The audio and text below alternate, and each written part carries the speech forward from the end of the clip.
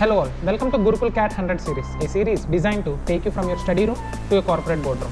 I am Deepak Nemani and this is Daily Quant with Deepak. Hi all, welcome back to day 38 of 100 days to CAT Quant series. In this video, we'll be discussing 5 questions from algebra. So whenever a question is displayed on the screen, pause the video, try solving that question. Once you are done solving, you can resume the video. If you find this video useful, like the video, share this video with your friends who are preparing for CAT, and most importantly, for more such videos, subscribe to this channel. And in case if you want to attempt these 5 questions as a test, you can log into our portal, the gurukul.org.in which you will find a course called 100 days race to CAT, in which there will be 3 sections: quant, LRDI and verbal ability. We will be uploading 100 tests in each section. So if you are a CAT 2025 serious aspirant, you cannot afford missing these tests. So without any further delay, let's get started with the first question. Let alpha and beta be the two distinct roots of the equation 2x square minus 6x plus k is equal to 0, such that alpha plus beta and alpha beta are the distinct roots of another equation x square plus px plus p is equal to 0. Then the value of 8 into k minus p is. Now, if alpha and beta are the roots of this equation 2x square minus 6x plus k, sum of the roots alpha plus beta, that would be equal to minus b by a, minus of minus 6 by a, 3, and product of the roots alpha beta, that would be k by 2, c by a, k by 2. Now the roots of this equation are alpha plus beta and alpha beta. Now we know that the value of alpha plus beta is 3, alpha beta is k by 2. Now considering the sum of the roots, right? So in this equation, that would be sum of the roots is minus b by a. So minus p by 1, minus p is equal to 3 plus k by 2. And product of the root c by a. So p is equal to k by 2. K by 2 into 3, right? Product of these two. So what I can do is I'll multiply this with minus on both sides, minus 1. So you'll be having minus 3k by 2 here. Now the left hand sides are equal, so right hand sides they also have to be equal. So 3 plus k by 2 should be equal to minus 3k by 2. Now sending k by 2 to right hand side, that will become minus k by 2, or 3 is equal to minus 4k by 2, which is nothing but minus 2k, or k is equal to minus 3 by 2, right? Now what was asked? We are asked to find the value of 8 into k minus p. So 8 into, we have the value of k minus 3 by 2, right? Now let's find the value of p. Let me substitute the value of k here. So minus p is equal to 3 minus 3 by 4, right? So minus p is equal to 9 by 4, or p is equal to, this implies p is equal to minus 9 by 4, right? Now let me substitute the value of p here. Minus of minus 9 by 4, that would be plus 9 by 4, right? So 8 into, the LCM would be 4 minus 6 plus 9. So minus 6 plus 9, 3 by 4. Now this is 2 into 3, 6 should be the answer to this question.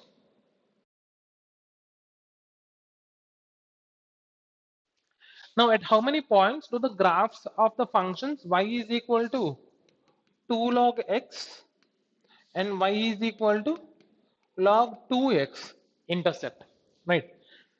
Now I can write this as y is equal to log x square and y is equal to log 2x. Now since the left hand sides are equal, the right hand side should also be equal. So log x square should be equal to log 2x. Now this will be possible only when x square is equal to 2x, right? Or x square minus 2x is equal to 0.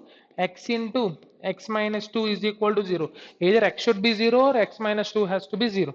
Now can the value of x be 0? No, right? Because we can have logs for only positive values. So the only solution is when x is equal to 2. So you have only one solution, or there is only one point where these two graphs meet. Y is equal to 2 log x and y is equal to log 2x. Now given that a and b both greater than 1, which of the following options about n is equal to log ab to the base a into log ab to the base b can be correct, right? Now we are asked to find the range of n. Now let me write this as log xy is equal to log x plus log y. So log a plus log b by log a into log a plus log b by log b, right? So here I can cancel log a and log a, so you have 1 plus log b by log a into, again, log b by log b 1 plus log a by log b. Now let me multiply these two, then you will be having 1 plus log b by log a into 1, log b by log a plus 1 into log a by log b, log a by log b plus log b by log a into log a by log b, log b by log a into log a by log b. Now these two will get cancelled, so this will be 1. So you have 2 plus log b by log a plus log a by log b. Now let me consider log a by log b as x. Now if this is x, this is nothing but 1 by x. So we have 2 plus x plus 1 by x. And we know that the minimum value of x plus 1 by x is 2. Right. So the minimum value of this expression is 4. Right. Now let's find the range of n where you can have n as 4. Now this is not possible, this is not possible. Now this is also not possible because n is less than 4. Whereas in option D, n is less than or n is greater than or equal to 4. Right. So the value of n can be 4. So option D should be the answer to this question. Now coming to the fourth question, what values of x satisfy x power 1 by 2 minus 5 into x power 1 by 4 plus 6 less than 0? Now let me consider x power 1 by 4 as y. Right. Then what do we have? Y square, right, minus 5y plus 6. This should be less than 0. So I can write this as y square minus 2y minus 3y plus 6 less than 0, because product of these two is 6, sum should be minus 5, those are minus 2 and minus 3, or this is nothing but y minus 2 into y minus 3 less than 0. So roots 2 and 3, now this will be positive, negative, positive, right? So this will be less than 0 when the value of y ranges between 2 to 3. Now what is the value of y? Y is nothing but x power 1 by 4, or the value of x is equal to y power 4. So the value of x should lie between 2 power 4 16 and 3 power 4 81. Now this has to be strictly less than greater than 16 and less than 81, right? Because you have this strictly less than 0. So the answer for this question should be option B.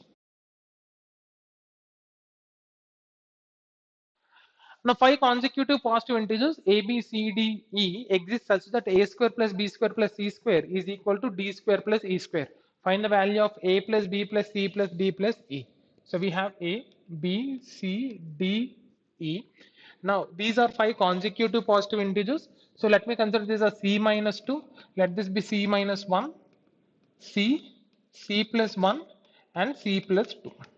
Given that a square plus b square plus c square, so c minus 2 whole square plus c minus 1 whole square plus c square is equal to c plus 1 whole square plus c plus 2 whole square. So here we will be having c square plus 4 minus 4c plus c square minus 2c plus 1 plus c square is equal to c square plus 2c plus 1 plus c square plus 4c plus 4, right? So I can cancel 2c squares on left hand side and right hand side, then plus 4 plus 1 with plus 1 plus 4. What do we have?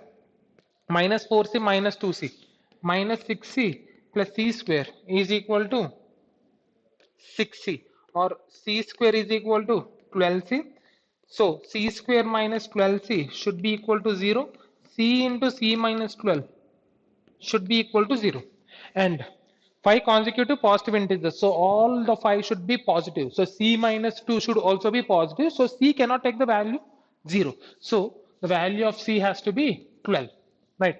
So if c is 12, but these 5 are in arithmetic progression, this is nothing but when terms are in arithmetic progression, the middle term will be the average. So the average of these 5 numbers is 12. How many numbers do we have? 5. So the sum of them will be average into number of terms. 60 should be the answer to this question. Hope you enjoyed learning from today's session. This series is designed to help you with your CAT preparation and practice daily. We are with you in this journey. To watch the next video, click here. And to watch Gurukul's CAT 100 series, study room to boardroom, the entire playlist, click here. If you learned from today's session, like, share, and subscribe.